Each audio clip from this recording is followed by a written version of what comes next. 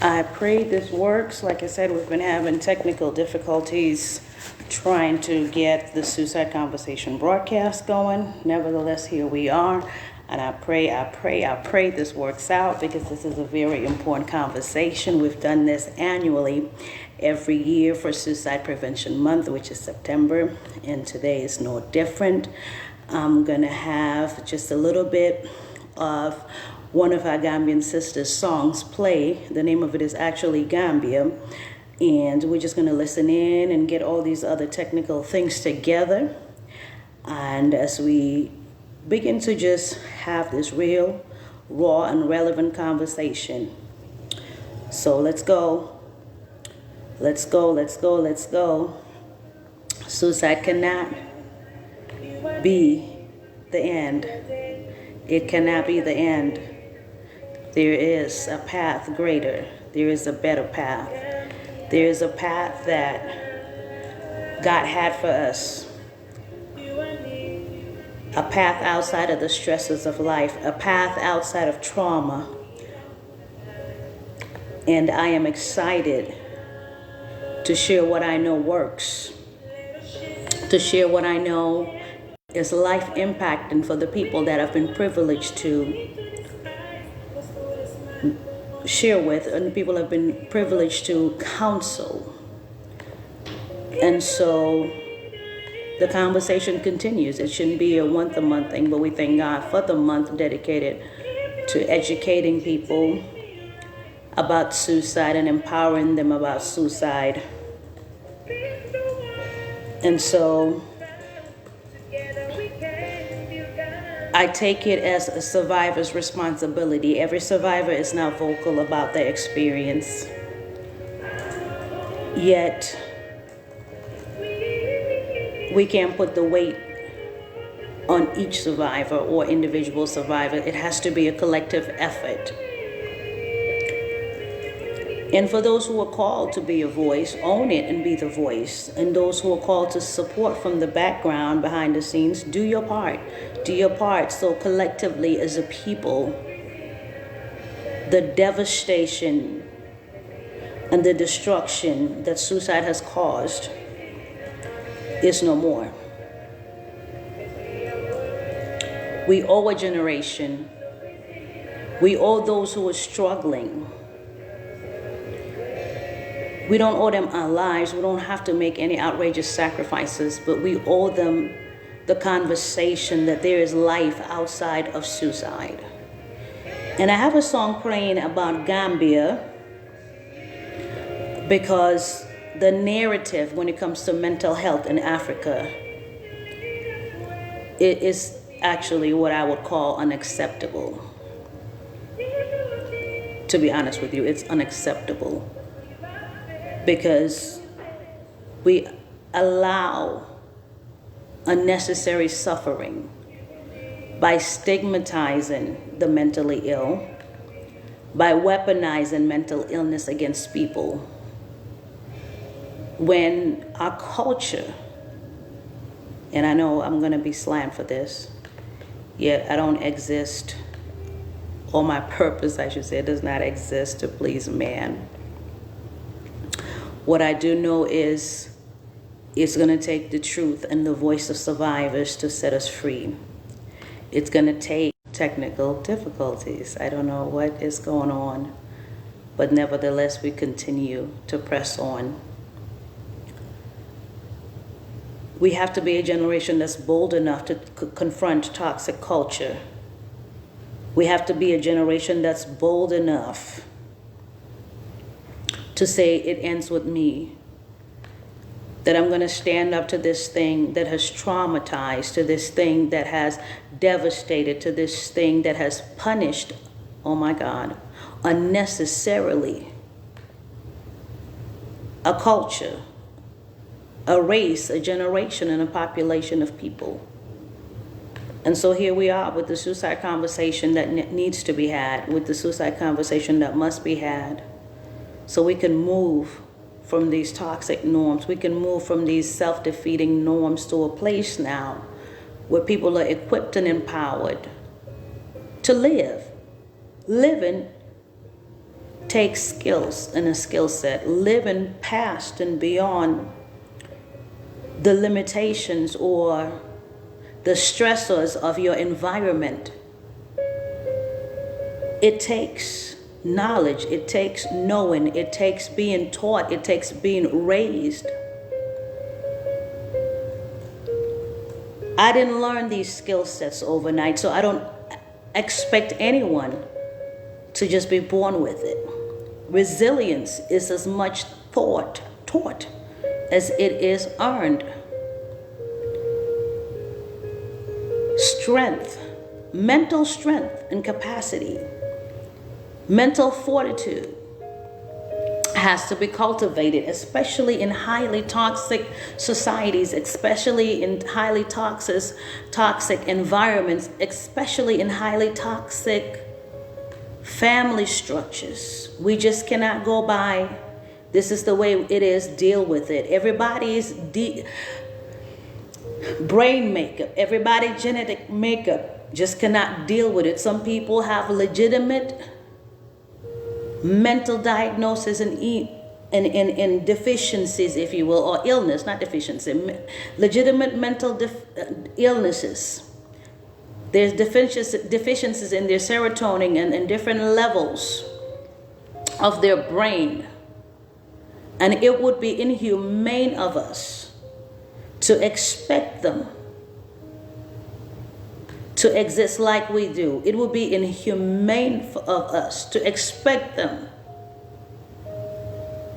to deal with things like we deal with them. It would be inhumane of us to expect them to process trauma, especially children. The reason why I'm so vocal about this is because there's a population that has been neglected and is being forgotten. Especially children, hear me clearly, children will take a 5 and 6 year old that has dealt with life-shattering trauma, and we expect them to mature to the level of a psychiatrist or a psychologist and just deal with it. We expect them to have the knowledge and the wisdom of someone who's been in the field for 6 and 12 and 20 years and deal with it. That is injustice. Oh my God. That is injustice against traumatized generation and children. That is injustice, and we cannot stand and continue to allow these things to happen. Not on our watch. We have to have the conversations. I call it the suicide conversation because I needed it to be jarring. Because that's what trauma does. It jars the mind, it jars the psyche, and the mind, and it leaves you in this state of fight or flight. It leaves you in this state of mental, just a mental breach. And you need the tools, you need the capacity, you need the resources to be able to overcome that. You don't just need people telling you it's going to be okay. How is it going to be okay? Show me how to get to destination okay. I haven't even gotten to my notes yet. But it is so important, and I will not stop talking about it, especially in Gambia, in the last 2 years, specifically. The unfortunate phone calls have come in for 2 young Gambian men who committed suicide. One family, they were completely oblivious to what was going on. The other family, there were signs, but the one family was completely oblivious to what was going on. And the shock and the trauma that comes with that. But are we completely oblivious, or do we just not know the sign? Do we not take the time to educate ourselves and know the signs? Are we too full of ourselves to where we do not want to acknowledge and admit that there are people around us who need help, who would benefit and can benefit and could benefit from us being present in their lives, from us being that bridge, us being that source of peace to them? I'm sorry, I forgot instrumental music is on here. Too many gadgets to keep up with. But I'm just going to go ahead and just say what I know I've been sent to talk about and get back to the other things that I'm responsible for this day. The suicide conversation no one wants to have. The suicide conversation that must be had. Inescapable triggers. What are inescapable triggers? These are triggers that are so toxic. These are triggers that will push and drive a person to suicide, and they have no way out. There's no way of escape. Hey, bless you, sis. Bless you, sis. I'm doing a different kind of broadcast this afternoon, but it is your field, actually, so maybe you can help me. It's from our Survivor to Survivor group, peer-to-peer support that we do for suicide survivors, DV survivors, and that kind of thing. But inescapable triggers, triggers that you live with on a daily basis, whether it's triggers from a job, triggers from a school and a school environment, and most transparently in Africa, we have cultural triggers, and then we have household triggers that are toxic, that we will not confront, that we will say, this is just how it is. This is the tribe you were born into. This is the family you were born into. Deal with it. No, for every generation, there has to be one bold enough to say, we are the changer. We are the curse breaker. We are the norm breaker. We are the culture contender until it becomes healthy, until it becomes godlike even and godly. Because a lot of this toxicity, and maybe if I say it this way, my people will receive it. A lot of this toxicity is demonic and satanic. God did not give anybody life for any other man to take it. God did not give a human being life for another person to stress you out to the point of death. God did not give a child life and purpose and destiny for the stressors in that family, the dysfunction in that family, to destroy it. Inescapable triggers. When you talk to people and with people, I've seen it. We get the phone calls and it is so devastating. First of all, like I said, the one family, they were oblivious, but are we really oblivious? There are always signs. There are always signs. Some people who are depressed and suicidal may overcompensate for everybody else's happiness, but there are always signs. We are too prideful to acknowledge there is an issue and a need, and to educate ourselves to become a helper, instead of adding to their stress, or instead of being part of that toxic and being a human trigger. Last year I talked about being a human trigger. Instead of being a human trigger, we can be a safe place. Inescapable triggers. We know we have incest in some of these families. You know you have narcissistic parents and parenting and grandparents in the family, yet you allow your children to be exposed to that over and over again. And then some of us, especially in African culture, I'm going to keep dealing with the culture until we get free, especially in African culture, we know mental illnesses in the family, and it's, instead of seeking help, listen, instead of having compassion for the mentally ill or the traumatized, we dehumanize them, we ridicule them, and then we cover it up. It's a shame. It should not be any more shame than cancer being in the bloodline. It should not be any more this generational ancestral trauma that we don't deal with. We hand it down. That's just the way it is, baby. The devil is a liar. That is not the way it is. There is a standard of love, even godly love, that can help us pull out of this pit that we're in. Instead of burying a generation, we can stand and say, we'll protect you from the toxicity in the family, instead of making the person who stands up be the black sheep and alienating these people. There are people I could have legitimately helped, but guess what? We don't want that. We would rather see somebody suffer and take their own lives. God have mercy on us for those mindsets. We are more, oh my God, we are more invested than protecting the image of a family. What image is your family going to have when a child commits suicide and then we cover up the suicide? How many have really committed suicide in our countries that we don't know of because there's no autopsy done when the body is found? Was it an accidental overdose, or was it an actual suicide? But we are the cover-up culture. We don't want to be free because we don't want truth. And if God said it's the truth that will set you free, You can take the truth of psychology.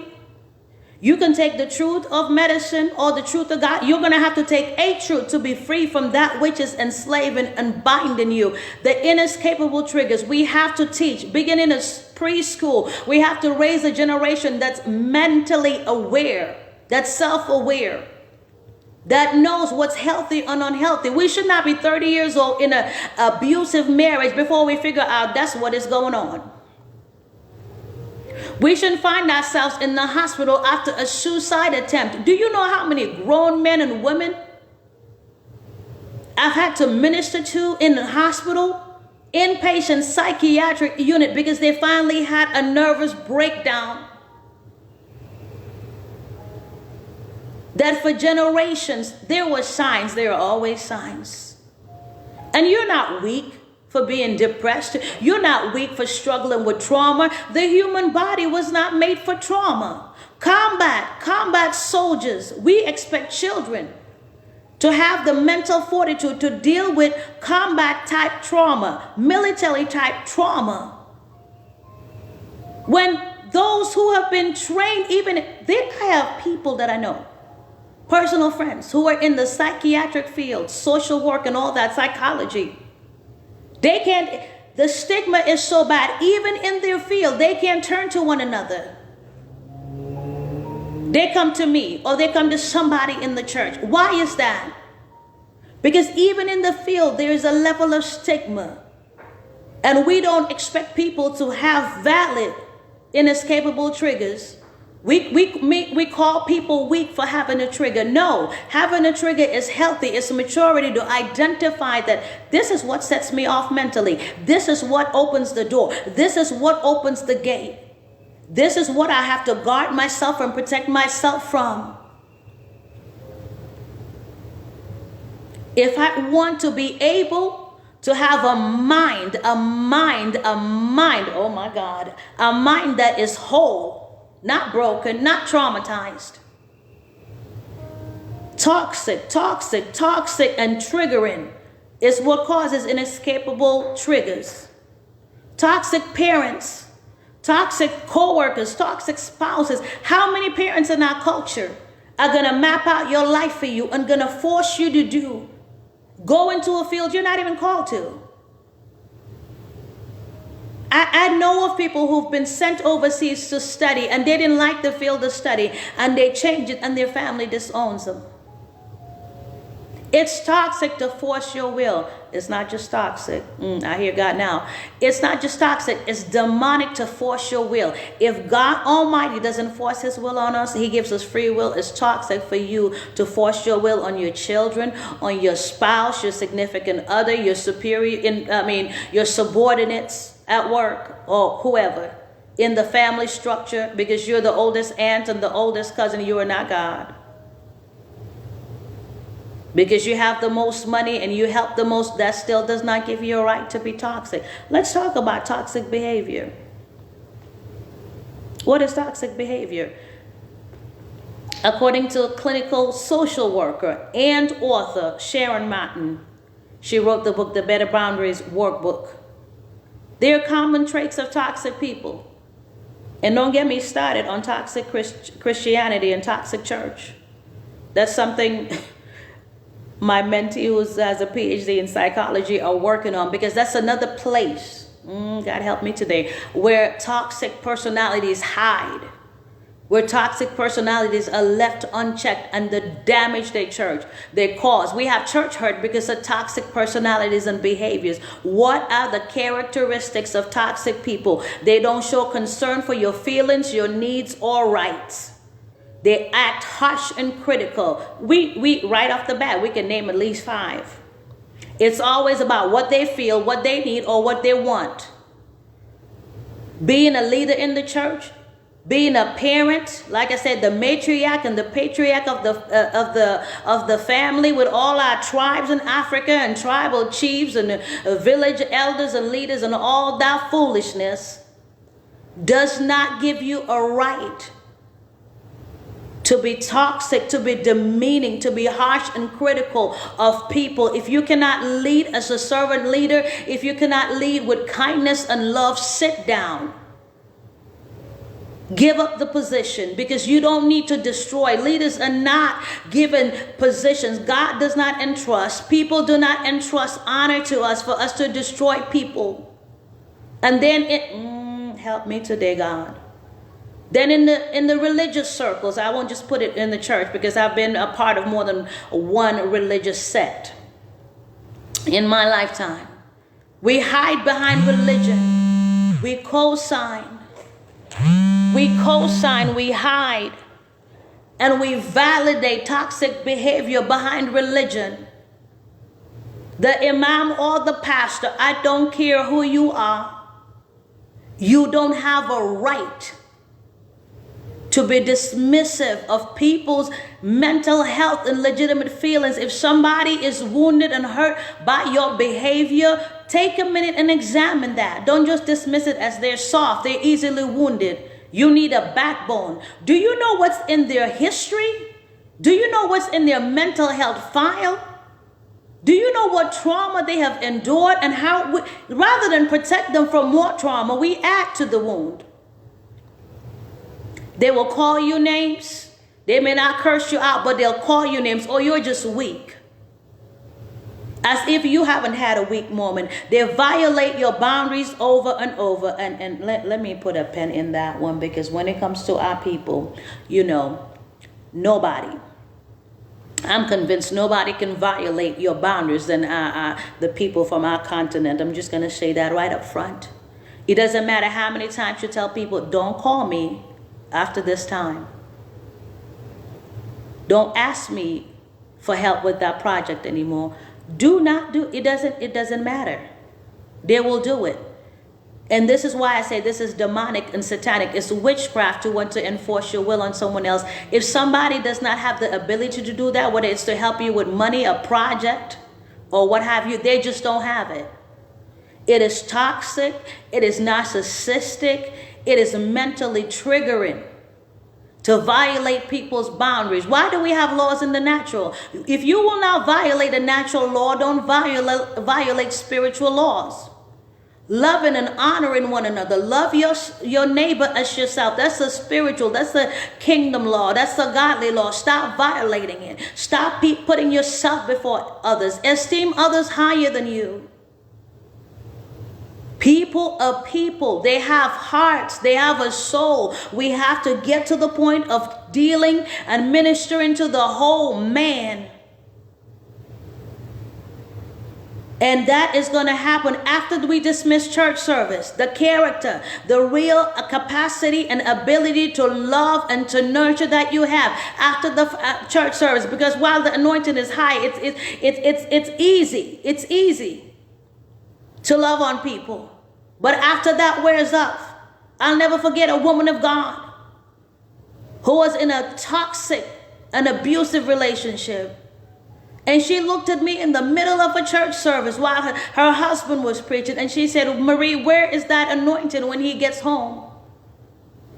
I was a 23-year-old preacher. I had no words for her. Because character, the real character of humility, of love, of servitude. We don't get so full of ourselves that we think people owe us and should bow to us. Of feeding the people of God with love. Peter, do you love me? Feed my sheep. Not feed the ones in the church you like and care for and want to be cool with. We are only as strong as our weakest link. So for the ones that we're counting out in our families as weak, the ones we're counting out in our communities as weak, we have to pay for this. God forbid we have the blood of the mentally ill or the suicidal on our hands because we don't want to deal with it. They don't want to be delivered. They don't want to be healed. No, that's not it. Maybe you don't have enough love in you to cover their brokenness, to cover their season of being wounded and hurt, refusing to compromise with you on anything. How many do we know like that in our culture? It's their way off the highway. And the more people in the family give into it, the more we keep, oh my God, watering that toxic nature and that toxic personality and behavior, acting entitled. Just because we're blood relatives doesn't mean you're entitled to anything I have. You don't get to demand from people because you're related by blood. How much burden do we put on each other in our culture? Those of you who are back home, you feel like the ones of us who are overseas, we owe you our lives. And I know people who are legitimately mentally distraught, terrified of picking a phone call from home because, Marie, I don't know what they want again. I don't know what I'm going to do. I know people who avoid going back home for that very reason, because the whole little 3 weeks they take of vacation is nothing but being terrorized by these toxic personalities in the family. You're never satisfied. Your child here can buy you a Chevy, but that's not good enough. You have to have a Mercedes. They can build you a 2-bedroom house, but no, because the neighbor's child built them a 4-bedroom house. All this selfish, toxic behavior, and we wonder why people are committing suicide, even in Africa, even in our culture at an alarming rate. We have these unfair demands on them. Unfair demands. We're putting a weight on them that mentally they can't carry, physically they can't carry, financially they can't carry. Some of you mother-in-laws and in-laws, period, you need to repent before God Almighty for the undue burden you put on your sons and your daughters. Your son cannot buy his wife a pair of shoes without you having a fit and demanding. He didn't marry you. You raising a child. Oh my God, I'm going to get in trouble today. Raising a child doesn't make you entitled to their life savings. It doesn't make you entitled to every check they make. I know this is African culture. It's toxic. It is toxic. We have people on the mountains and loads of debt. You have no idea how many people I've had to counsel. I have a finance background. Because their lives are in financial shambles, taking out too many loans and mortgages, trying to appease and please family. And when the mental weight of those decisions hits, no one is there for them. People won't even answer your call after you stop having money to send them. Ask me how I know. Been there, done that. I've shared this before. I've had a family member tell me when in my 20s, and thank God, I've had 20 years of overcoming this and walking people through what it takes. And I will not be silenced anytime soon. I've had blood family tell me, go ahead and kill yourself. Just leave your car to me. That's how toxic we are as a people. If you can't be there for someone in their weakest moment, just go. Sis said, not only African, I'm just going to say black culture, just we're the most entitled culture, it seems. My husband is Caribbean, so I know full well. I got you, sis. Not taking responsibility for their actions. It is not your brother's job, your sister's job, your uncle's job, or whoever in the family's job to clean up your mess. You made your bed, sleep in it. Prayerfully through that process, you mature. But you're going to keep terrorizing everybody till they do what you want. It takes a generation to stand up and say no. One of the young men recently that committed suicide, that the family was stunned because they didn't know. And the more I began to talk to the elders in the family, the more signs I began to see. He was overburdened. And this is what we do. When we have people who are mentally, or we perceive to be mentally strong, who just take whatever we throw at them. We don't know how to stop. We just take and take and take and take until they're depleted. And because they don't have a support system in the family, because they are the support system, they are the one who bails everyone out. They know they can't go to anyone. So if not for the grace of God, they will be so backed into a corner. The enemy will have them so overburdened that they think suicide is the only way out. It's not. 2 years ago, I did a teaching on the church has to be a bridge. That's why you leaders, ministry leaders, whether you have a church or ministry, you have to let people know your doors are always open for people to get the help they need. You have to be that safe place. It is ungodly. It is spiritually unethical that there's a person in our community that cannot knock on our doors, that cannot pick up the phone, send us an inbox, a message, or something, that is struggling mentally. And if it's out of our realm, because not everybody that comes to me am I qualified to counsel. I do peer-to-peer counseling all day long, and it's free. We don't charge for it. However, but there are those that I can tell right off the bat are having a real psychological meltdown. And those people, hey, it's been a while, Suleiman, how are you? Those people need access to real mental health care. And I know mental health is one of the least funded medical realms in Africa. I just know that. We don't even give it priority. We belittle and dehumanize the mentally ill. You cannot bring anybody back from the dead. After suicide, it's too late. Have enough heart, have enough compassion to help them. Listen to these young people. When they start talking, no, he's just, I had somebody tell me, and this young man, somebody in the family that knew who was suicidal, and their attitude was he was too far gone. How can we believe, I know, right? How can we believe that a child, an 18-year-old child, is too far gone? If he had cancer, if he was in a car accident, we will pull our resources together from all over the world and make sure he's okay. But because it's mental illness, we curse them. Because it's mental illness, we leave them to die. God forbid. I'm going to keep saying this. The blood of the suicidal will be on our hands if we don't take the time.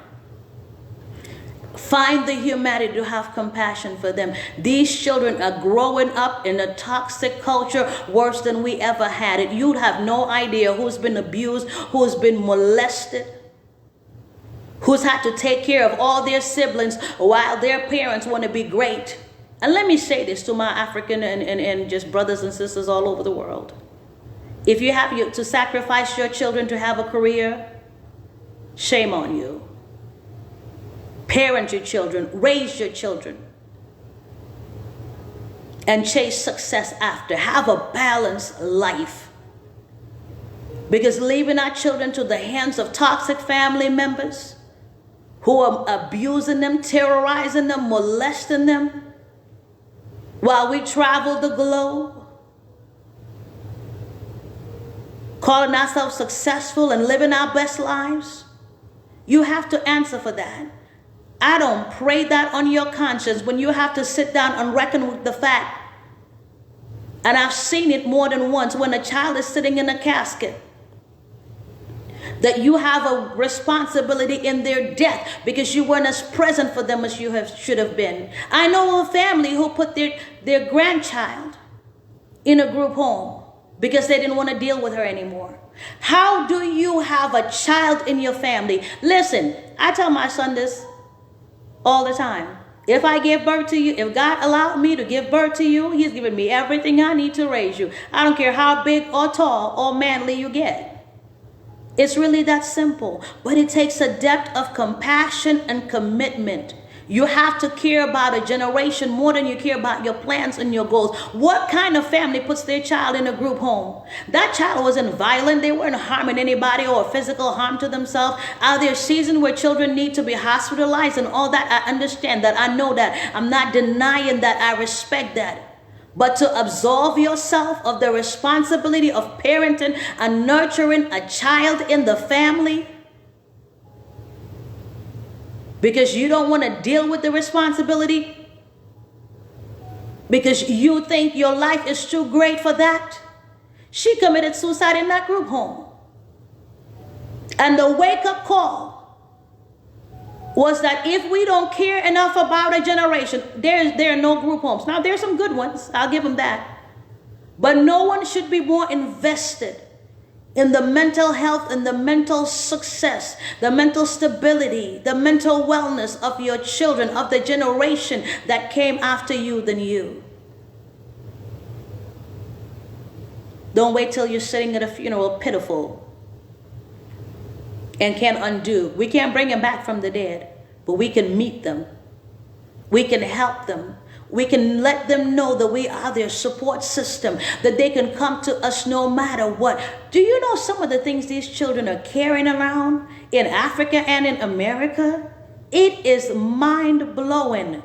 Some of us as adults will crack under the mental weight. They go to school and they're dealing with horrific bullying and sexual harassment.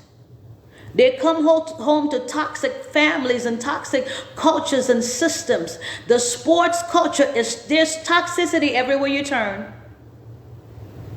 You can't even drive in traffic without dealing with toxic personalities. Why is there road rage? Because we have toxic personalities who are so self-entitled, so entitled, that you rightfully signal and merge. It causes, it sets them off. But we expect 12 and 7 and 13-year-olds to have the mental capacity to deal with all that is thrown at them. Not so. Toxic behaviors. I have a few more things and I'm going to deal with these triggers and be done for the day. Watch out for people who are rarely, they might do it once in a while, sorry, or say they're sorry for violating you, for violating your boundaries, for being nasty and toxic and mean to even your children. Even your children. Some of us who have co-parenting households, or what do they call it? Mixed families, whatever it's called. You have your set of kids, he has his set of kids, she has her set of kids, you have your set of kids, however that goes. Let me just say that if you are dating someone and they're toxic, do not marry them, because that will affect your children. You have no idea how many households have to be counseled. How many children. You can't handle that toxic female. You can't handle that toxic male while you're dating them, but you expect to marry them and your children live with them every day. That is not fair to any child. Stay single till you know how to pick somebody who's not toxic. Amen. Lying and guilting you to get their way. That's toxic. And again, in our culture is full of it. How are there so many children that are molested and raped? They are not only manipulated and taken control of, but we allow that dynamic. You don't talk back to elders. It's not talking back to elders. You don't tell on elders. That's what I'm trying to say. You don't tell on elders. If your elder does something that's evil, that's wicked, that's abusive, my son knows it's an open door over here. If somebody talks to you sideways, please let us know. If I walk in, my siblings know, even while they're joking about something, no, that's not. We have got to walk in a level of honor and love. No, that toxic trait you picked up growing up, don't hand it down. That's nothing to be proud of. Speak to the children as if they're a human being, because they are human beings. They're blessings. They're precious. You don't get to call them stupid or slow. You don't get to call them ugly. You don't get to demean them. You don't. And if I see you talking down to your children, I will call you out too, because this generation, if we can't build them, we're not going to break them. If we don't build them mentally, the world is destroying them. If we don't build them mentally, if we don't take the initiative and make the disciplined decision to build them, to be safe places for them, where do they go? Where do they find safety and peace? You better have a real relationship with your children. So if, God forbid, in the event they need to tell you of what's going on that's not right, they feel safe enough. Half of the reason these children are so depressed and suicidal, they don't feel safe talking to their parents. We had a young lady in Wisconsin. Inescapable triggers. And it's a shame. Was molested by a family member. And the family brought her to church. One of the family members was the pastor. And this Negro had the audacity to say, well, we're just going to pray for her. No, sir. This is a crime. It's an offense. I was stunned. I thought they only did that in Africa. That we're so invested in maintaining this facade of an image of a good family and a good name. Listen, if your family is toxic, pull out the toxic roots. Don't water them. And the little girl is sitting there terrified and tormented because she can see that her family is not doing this, making the best decision for her. They're more invested in protecting the abuser in the family than uprooting that evil and wicked seed from the family. And not only do we do that, then we expect these children who have been raped and molested to come to every family function and be cordial to the rapist and be cordial to the incestuous family member. People, we have to do better.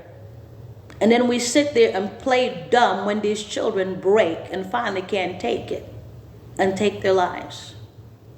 You saw. Your hands are bloody. You're guilty. Any adult, any guardian, they're minors, they're children, who will choose to protect an offender over a victim, a child victim, you need deliverance. You need a mental evaluation yourself. For all that trauma you're bringing a child into, they have to deal with the trauma. And again, I'm going to say it again. Little bodies, little brains, little mind are not conditioned to deal with trauma. If grown adults on the battlefield break under the weight of trauma, how do we expect 6 and 7-year-olds to deal with the trauma of incest and rape, to deal with the trauma of a family member that beats them? Do you know the trauma that even comes with coming overseas and abroad and living with some of these family members we send our children to under the pretense of they're going to college and then they're in America for a better opportunity? And then we wonder why some of them turn to addiction and other kinds of toxic coping mechanisms and skills, because they know the family will never stand up for them. Truly toxic behaviors, they're part of a pattern of maltreatment or lack of regard for others. There you go. Toxicity is a maltreatment of a human being, be it a child or an adult, be it at the hands of grandma, mother, father, cousin, whoever. It's maltreatment. It's inhumane. We like to talk about human rights in Africa. Well, think about the human rights of children. Think about the human rights of those that are being triggered day after day. Inescapable triggers. They live with this. You want him to come home after school every day. Then you want him to do well at school while they're living with grandpa who's molesting them, while they're living with stepmother or stepmom who's beating them every day. And you, an adult, you will let your child be the sacrificial lamb rather than confront your own parent, step-parent, or spouse. We have got to do better. We must raise a mentally well generation. We must arm them with the tools to address and heal from trauma. We must raise them with an awareness of what is healthy and what is not healthy. Being called names, being ridiculed and belittled is not healthy. Maltreatment is not healthy. This is just it is in the culture. No, who created the culture? If it's man-made, it can be man-changed. And we hypocritically claim that we're so pious. If you're pious and maltreating people, you're a fraud. There's no God in you. We have to help them. For those who have been traumatized and abused, for those who have a mental health diagnosis, we have to help them and give them the tools to succeed in life. There are many people who are bipolar who live healthy and whole and fulfilled lives. There are many people who have a clinical diagnosis of depression. We cannot leave them to fend for themselves and not say there is a need here. How do we meet the need? We'll raise capital and hundreds of thousands to build clinics and hospitals, but it doesn't even cross our minds. Why don't we have mental health professionals in every school. Why don't we include this in our curriculums so children know there's nothing wrong with me because I feel sad or I feel broken because I went through trauma? There's all kinds of trauma in Africa. Then there's the political trauma from the coups and the wars and all. We don't care. We just expect them to suck it up, deal with it, and grow up. When truth be told, your grown-up self is struggling, because I counsel enough grown-ups to know. Sometimes my husband tells me, why are you still on the phone? And I kind of have to chuckle at him and say, because I've been there. When you're grasping and reaching out for help, and people don't want to deal with you, you're a burden, they're waiting for you to die. You're too weak, and whatever other judgment. Instead of throwing them a rope, we'll pull the rope from them. Don't let that be you. The onus is on us to arm them with the tools to address and heal from trauma so that they can live out the destinies God has ordained for them. God has a destiny for every child, whether they were born with autism or they were born crippled or whatever. He has a destiny for every child. Either we nurture that destiny or we contribute to robbing them of that destiny. Either we build and nurture them. Some of you are kinder to plants and animals than you are human beings. How can that be? How can that be?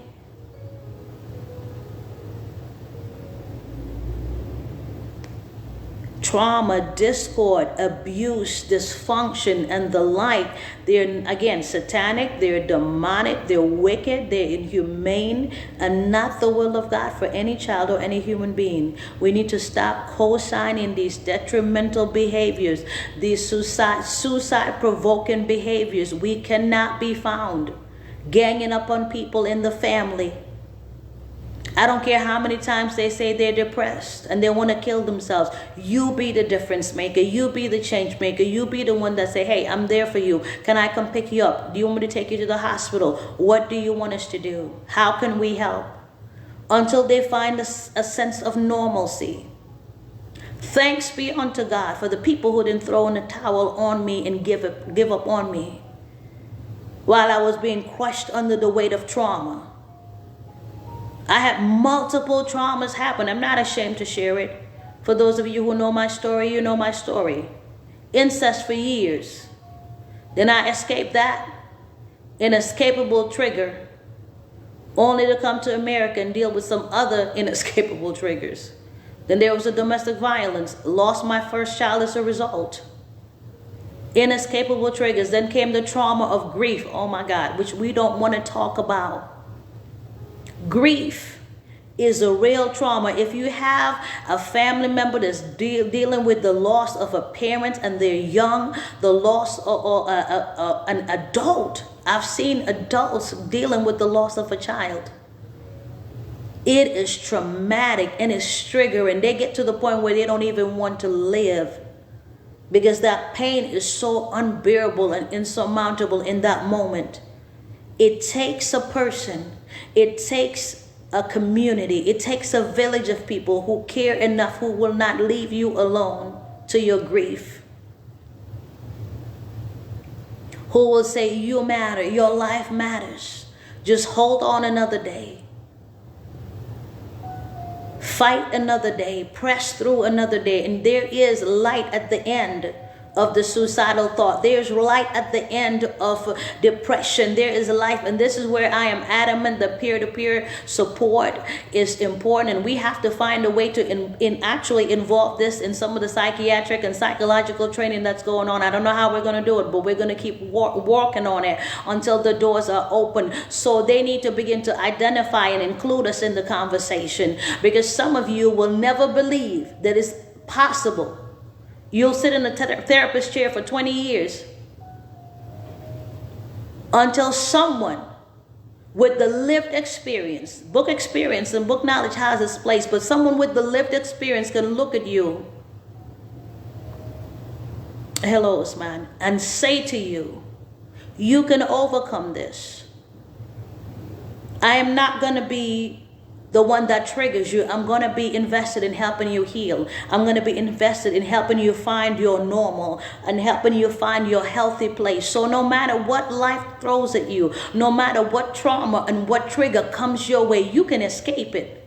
As a bird from the snare of the fowler, you can escape it. We are made to be more than conquerors. The human mind, once it is cultivated and trained and conditioned to know what it is capable of, the things that used to rattle me don't rattle me anymore. And I'm still very compassionate, and I still cry at the drop of a heart, a drop of a pen. I'm still sensitive to people's pain and hurt. That's just part of my makeup. But I can sit here unashamedly and say people cannot break me. Triggers are no longer inescapable for me because I did the work. I thank God for the people who believed in me, both in ministry and outside of ministry. I thank God for my village and my community that did not throw in the towel on me.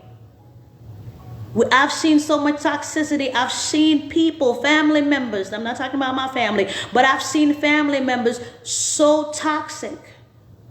They take out life insurance on family members who have mental illness, and they're just waiting for them to die so they can cash in. How can we as a people do that? You have money to go take out a life insurance policy on a family member that's struggling mentally? How about you take that money and invest that in their mental wellness? We are wicked, we are diabolical, and we don't want to confront the ills of our toxic family structures and the ills of our toxic culture. But there is a generation who's not scared of it, because you've already thrown up under the bus, and we came out carrying the bus with you on it. So we fear not, and we will cry out for this next generation. I don't want to go to another funeral. I don't want another phone call. And then here you come up in hundreds and thousands with your fake tears, your crocodile tears. When God gave you the opportunity to be a voice and make a difference, you spit on it. When you didn't have enough humanity on you to stand up for a child and say, I know you're hurting right now. I know you're broken right now. I know the weight of this is crushing your soul. But you can get through this. And whatever you need, I'm there for you. And not just say it, mean it. How do we escape? How do we escape toxic triggers, inescapable triggers? How do we escape and protect ourselves from toxic norms? You have to set clear boundaries. And I'll share some of this later on in text print, so you have access to it to share with those who need it. Set clear boundaries. Your yes has to be yes, and your no has to be no.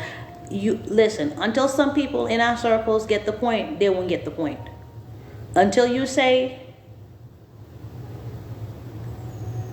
I'm not available today, and even if you show up on my door, I'm not opening my door. We have to stop letting these privilege and titles, toxic triggers, keep pushing you. You have to set a clear boundary. If you're from a family and a culture that doesn't honor or respect boundaries, this is going to be hard to do. But be the trailblazer, be the change maker. You and you alone get to decide what treatment you'll accept. Once you're adult and have aged out of the family, you get to decide it. Uncle so-and-so doesn't get to decide it. Grandma and great-mama nobody. You make sure it lines up with the word of God and the will of God also, because we're not going to be renegade and rebellious out here.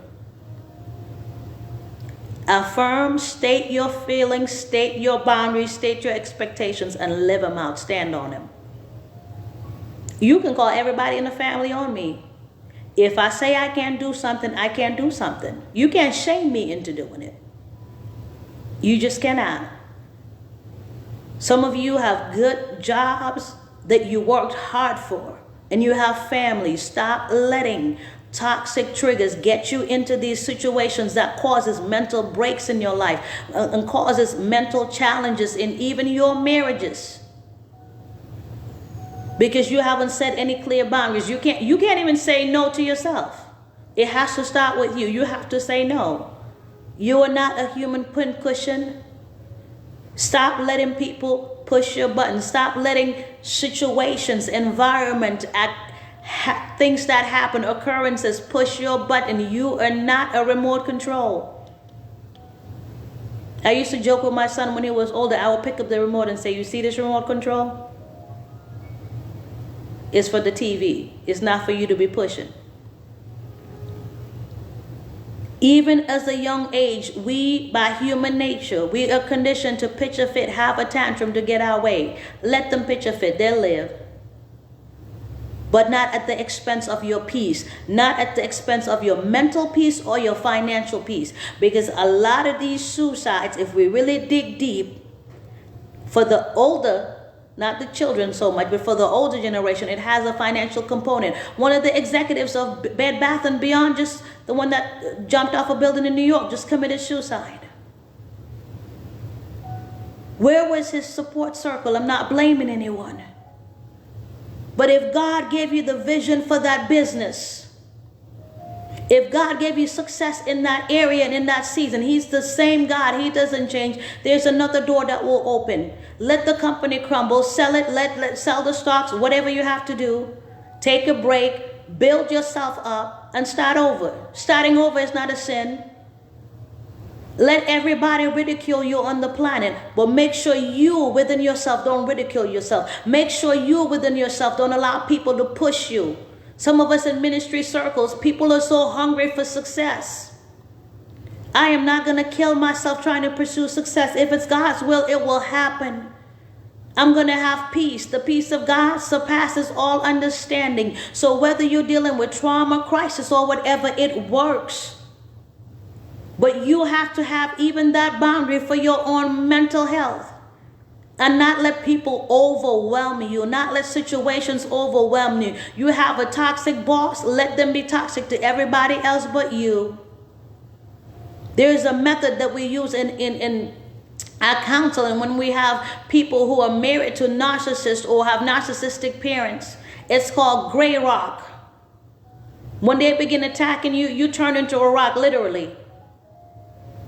You just become that unbothered. So nothing they're doing, their behavior, their words, their actions, it has no bearing on your soul. It has no bearing on your mental health.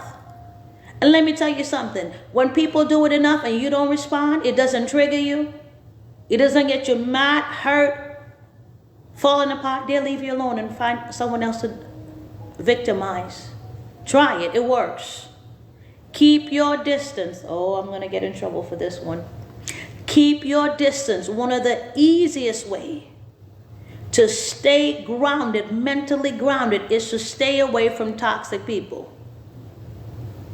You're not being bougie and whatever foolish connotation we've given to it.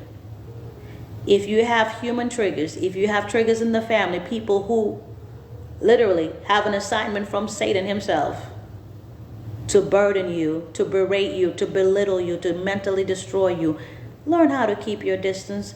If going to the family reunion every year, if going to the family holiday, whatever, Thanksgiving, whatever, is a trigger, stay away. Your mental health is more valuable. You being so triggered that you break and commit suicide during that holiday, it's not what you deserve. You deserve so much better. You deserve people who honor you. You deserve people who see you as a human being and treat you accordingly. If you have siblings that mock you and ridicule you, I have family members that call themselves the black sheep. Now, some of us make ourselves as the self-appointed black sheep, but some of us legitimately have been treated as a black sheep. They have nothing good to say about you. You are the this, you're the that. Every problem in the family is somehow your fault. Okay, fine. You all have that black sheep party all by yourself. Peace, love, and happiness. I'm out. And it's okay, oh my God. It's okay when they come back or call badgering you. When they text badgering you. It's okay to keep your distance by saying things short and sweet. I don't have to answer that. I don't want to engage in that conversation. I don't want to be pulled into that issue. I just don't. And I'm adult enough. I had to start doing this in my 20s. I'm 45 now. It works. They will leave you alone. And again, go find another scapegoat and another victim. But as for you, learn your boundaries. Master them. Identify where you need boundaries and master them. Learn your triggers. And understand that you're human. You're not unbreakable. You're not the bionic man or the bionic woman. You're not made of steel, and even steel can be penetrated by the right kind of mechanism. Give yourself some grace. We've all had seasons where life came for us, and life will come for you. But if you have these basic things as your foundational way of life, you can survive. And then if you make a commitment to children, some of you see children in the family that are being mistreated. What are you doing about it? What are you doing about it? Are you contributing to their mental health? Are you becoming a part of the circus of inescapable triggers? I pray not. I hope not. We will continue this conversation. We will resume our Trauma Talk series that we started last year. And we'll bring not just myself, but people in the field. We plan on interviewing different people who have dealt with different mental crises. Peer-to-peer. It's important so you can see another person who've gone through the same fire and came out unscathed. Until then, if you have any questions, hit us up. I'll put the link to our page. You should have not just a website. We don't want to do a website. We're working on an app where you can communicate anonymously. Nobody knows it's you, to get the help you need, because we're invested in your mental wholeness and wellness. I won't say until next year, because Suicide Prevention Month is every September, but until the next time, peace. Keep your mind stayed on peace. You deserve it.